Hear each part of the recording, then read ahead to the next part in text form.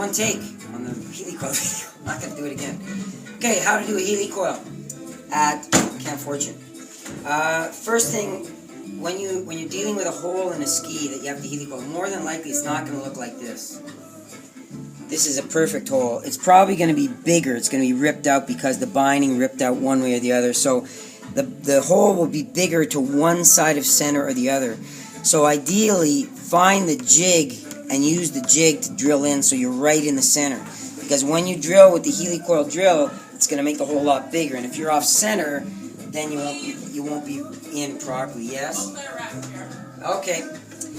Okay, so this is where we keep all the Heli Coil stuff. Heli Coils. So what you need to do a Heli Coil, you need the tap, you need the Heli Coil tool to insert the Heli Coil, and you need the Heli Coil bit. So let's keep that bit in here rather than with the other bits, because that's the Heli Coil bit. I think we have another one too, actually, right here. There's another one over here. And it might say, yeah, it says Heli Coil on it, but this one's tape says Heli Coil. Anywho, so Heli Coil bit. So we're going to drill with the Heli Coil bit.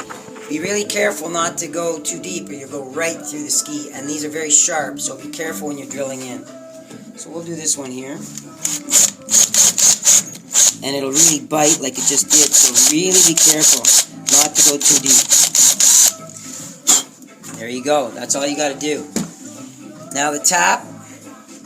Let the tap do the work. You need a little bit of pressure, but not much. Get the first cut in, and half a turn at a time. And just let the tap go in with a little bit of downward pressure. And it'll basically stop once we get to the bottom of the hole. So there you go. Try to keep it as straight as possible. I'm on a bit of an angle here. It's not going to make too much difference, but keep it straight. So I'm at the bottom. I'm just going to nice and easy take it out so I don't wreck any threads. Now we got a threaded hole. Now we grab the Heli Coil tool. And by the way, we did a Heli Coil with epoxy, and it is not necessary to use epoxy unless the hole is really, really bad.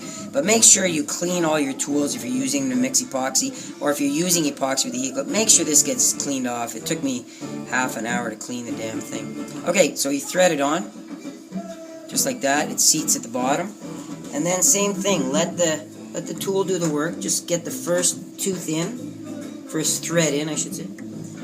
And now it's good, and now it's feeding itself, basically. Look how nicely it's going in. And same thing, you're going to go right to the bottom of the hole, and by that time we're going to be just underneath the top sheet, like that. Don't go too much farther, you might break something. And then just back it out, and you're done. And that's it.